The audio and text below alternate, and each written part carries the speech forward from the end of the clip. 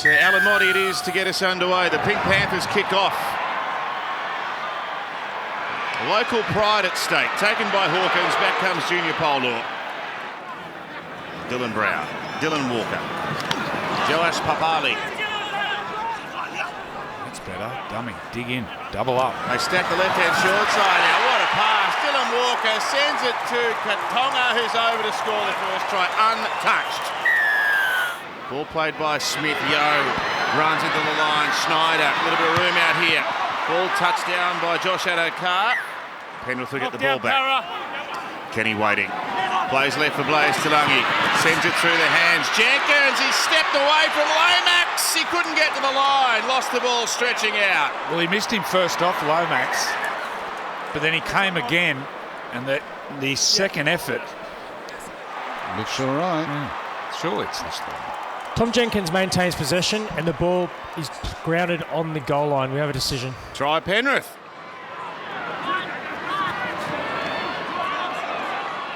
Stand now, full, hold the line. Wait. Got him high there, Jack.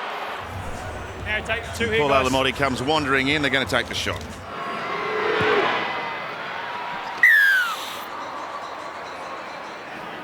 Talon De Silva, away to Jack Williams. An early kick here from Joas Papali. The Fox is steaming through. Look out, Dane. Dead 20. Clock's Over the on. back. Isaiah Papali. De Silva back to the right now. Jack Williams across to Dean Hawkins. And now Guy Malawi. Oh, a spectacular pass for Lomax. This is seriously good. That is brilliant. Ooh. He gets it down.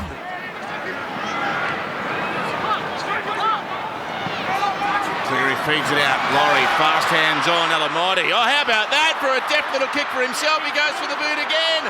The ball lands in the clear. It's a shocking bounce. They've got another chaser on the end of it. Schneider gets back there across to Eisen, who they got absolutely smashed. Oh, 6 more tackles. Isaiah Papali'i down the short side. Tangor runs into a dead end. Oh, the ball's still alive. Here's Cleary. He'll give it back to Kenny.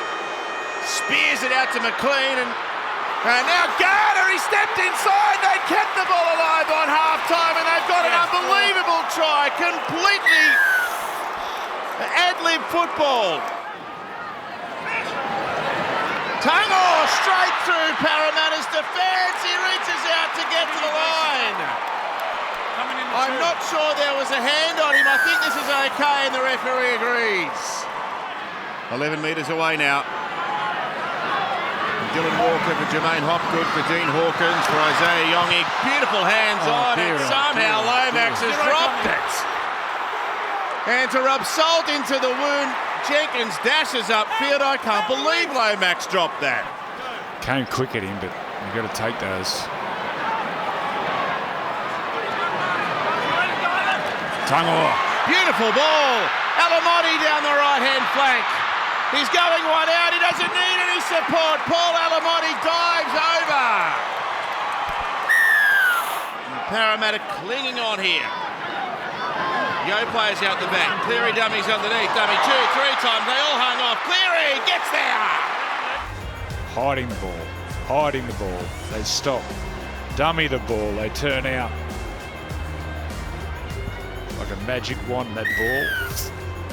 Moving defenders, holding defenders, making him slide. Here he is, Blaze Talangi busting through. He's got Jenkins there. He outpaces them all. He held on to it. Maybe should have passed, but it was only tackle 2. Oh, he's over Lindsay Smith. Number 4. Refused to be tackled, and the front rower dives over to get one. And that will seal a 5th win in a row for the 4 times defending premiers.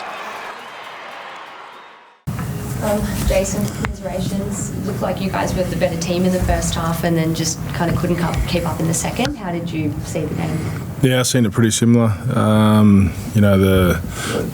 The try before half-time probably didn't give the scoreline the reflection of what the half actually was for us. So we had some really good things there, and we want to keep building on that. obviously a big talking point was the change in the spine.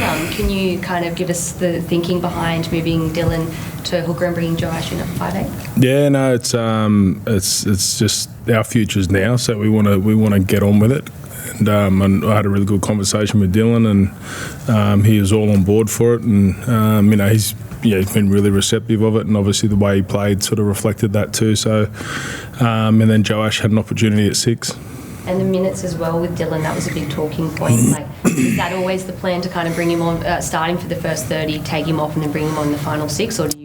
Nah, there was no planning around how to get him back on, but we wanted to get Talon on at around the time that we did get him on, and then basically, Dylan's really clear with where he stands with it. Was when he comes back on, it could be there or could be 13, and then we'll just keep working on, where we get him on and when we get him on, and we'll just be dependent on how the game pans out. You talk about the future and Joash coming in at 5'8". Is that an indication that going forward, maybe the rest of this season or next season? Well, he'll get the first opportunity, and then we'll just see what it looks like going forward. What did you make of Joash tonight? Jazz felt like, particularly in that first half, there were a couple of really nice touches.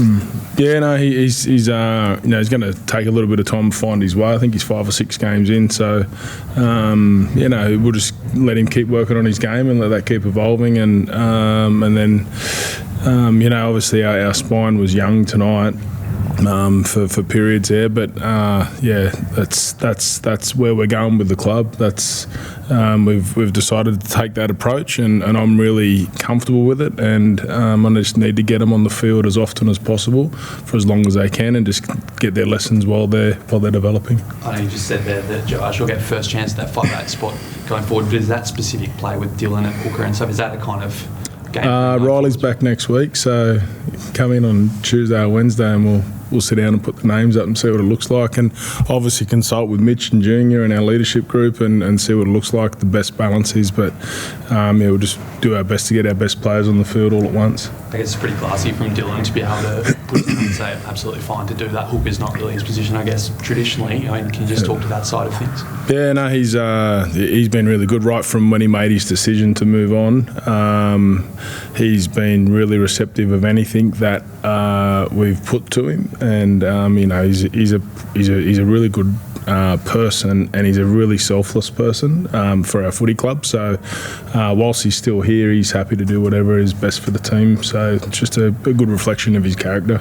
And Talon Silva tonight on debut, what did you make of his first minutes as an Eel? Good, yeah, very good. I think there's a lot of threat in and around dummy half. He probably exceeded my expectations on his first go. So, but again, he's a work in progress, and he's got all the tools, but there's a fair bit to learn there for him as an NRL player, and we'll continue to assist him to do that. Jason, I think it's 5 wins in a row for Penrith now. Where do you sort of think they're at in terms of defending their premiership and all that?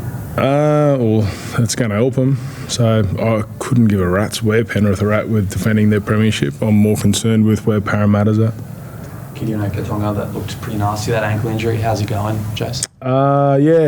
It got him.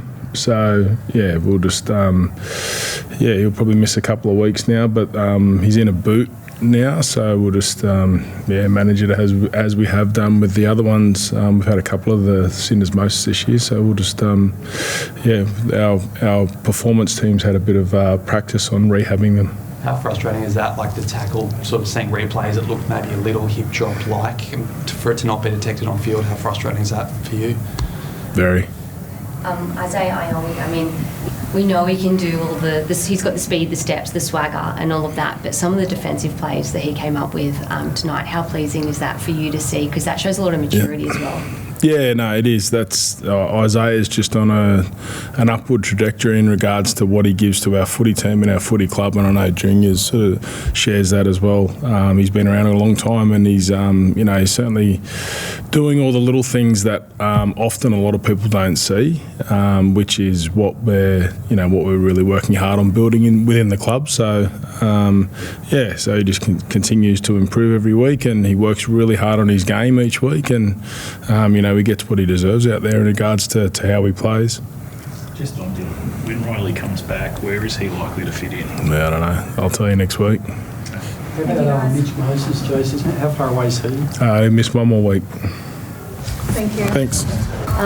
Ivan, congratulations. 5 wins on the trot. I want to ask you about the game, but I want to ask you first about Nathan starting on the bench. I spoke to him out there, but can I kind of get your thoughts behind how that came about? What did you say? Ivan? He said, because of your performance on Wednesday night, you're starting on the bench. Yeah, he's playing hooker. No, it's just a load thing. Yeah, we were like, I sort of said this to you earlier, we have a lot of plans around Origin. Next week is a 5-day turnaround, so that's a big part of how we make these sorts of decisions. Yeah, like the bench thing is a little bit radical, but it's just a load thing. You know, we had Brad Schneider there who was preparing to play anyway. It was a very long turnaround, so we had a lot of training together, so I was confident that we could just get the game going. And, you know, it's like 20, 25 minutes, but it's probably more like, you know, it's a big percentage of the intensity of the game at the start, especially against Parramatta, who zing the ball around quite a bit. Yeah, so that was the idea. It was a load thing, but I was confident that we could manage it. Yeah, so it worked out, so that was good. Did you come in with like a hard and fast rule that he was going to come and play up to 20 minutes, or were you kind of seeing the feel of the game? But if you say we're up by 20, would you just left him on the bench? Yeah, well, the idea was for him to come on and Yowie to come off. So that meant that Brad Schneider was going to have to play lock as well, which he hasn't done much of. So I kind of didn't want that to go too long, but I didn't want to keep him off for too long either. Anyway, yeah, it worked out all right. It's a fine line, this whole Origin stuff. Like, you know, it was pretty obvious Nat was pretty disappointed and emotional after the game on Wednesday, and that hasn't always augured well in the past, and in terms of injury management and stuff. So, yeah, sometimes you just got to cross your fingers. And obviously, where the other 3, Mardo was injured, the other 2 we rested. So again, in and around the 5-day turnaround next week. So we're not out of the woods yet either. So we'll see what happens. So how pleasing was it then? You know, you mentioned that he was emotional and upset after Wednesday night, to see him come back 4 days later and, you know, score this match-sealing try. Also come up with some big defensive effort plays, and I guess, I don't know, make a statement a little.